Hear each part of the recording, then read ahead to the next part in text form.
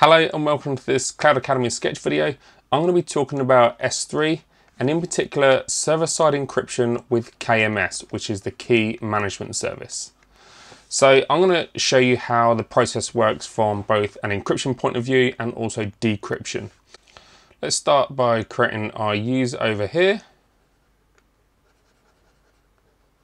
And let's call our user Bob. Keep it nice and simple. Now, Bob has a document that contains sensitive information. So when he stores it on his S3 bucket, he wants to make sure it's encrypted. And he's going to select server-side encryption using KMS. So S3 will handle the encryption process for him using keys that are generated by the KMS service. So when he uploads it to his S3 bucket, he specifies that he wants to use SSE-KMS. At this point, S3 realizes that it needs to invoke services from the KMS service. So it calls upon KMS to generate some data keys for us. So it then sends a request over to KMS. At this point, KMS uses the customer master key, the CMK, to generate two keys. Now, the first key is just a plain text data key, and the second key that's generated is the same key, but an encrypted version of that key. Now, both of these keys are then sent back to S3. So S3 receives both those keys, both the plain text key and the encrypted data key. Now S3 has all the keys it needs to perform the encryption process. So S3 will take the object uploaded by Bob, which is his document. It will then combine this with the plain text data key, and it will perform an encryption algorithm, and then that will generate an encrypted version of Bob's document.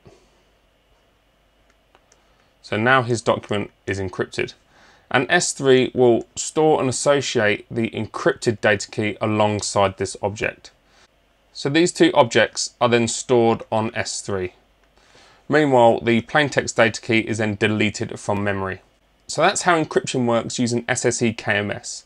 So just to recap, the end user or client will upload the object to S3, specifying that SSE-KMS should be used. S3 will then contact KMS, and using the specified CMK, it will generate two data keys, a plain text data key and an encrypted version of that data key. Both of these keys are then sent back to S3, at which point S3 can then encrypt the object that was uploaded using the plain text data key to generate an encrypted version of your object. And then S3 will associate and store the encrypted data key alongside your encrypted object. Okay, so let's now look at how the decryption process works. So if we just get rid of some of this detail.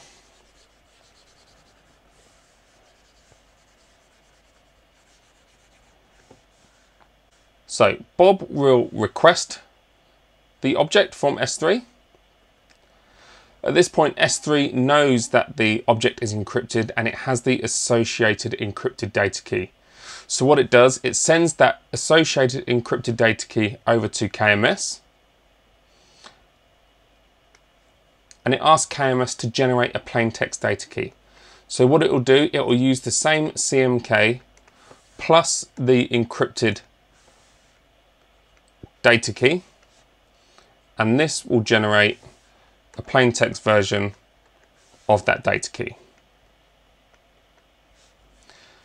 Now just this single plain text data key is then returned to S3.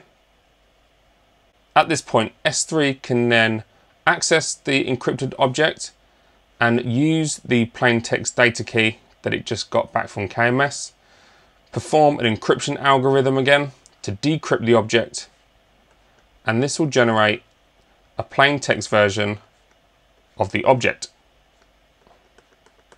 at which point this can then be returned to Bob. So just to recap, the user will request access to the encrypted object. S3 will then send the associated encrypted data key to KMS to generate a plain text version of that encrypted data key using the associated CMK. This plain text data key is then sent back to S3. The plain text data key is then used to decrypt the encrypted object, generating a plain text version of the object which can then be returned to the user.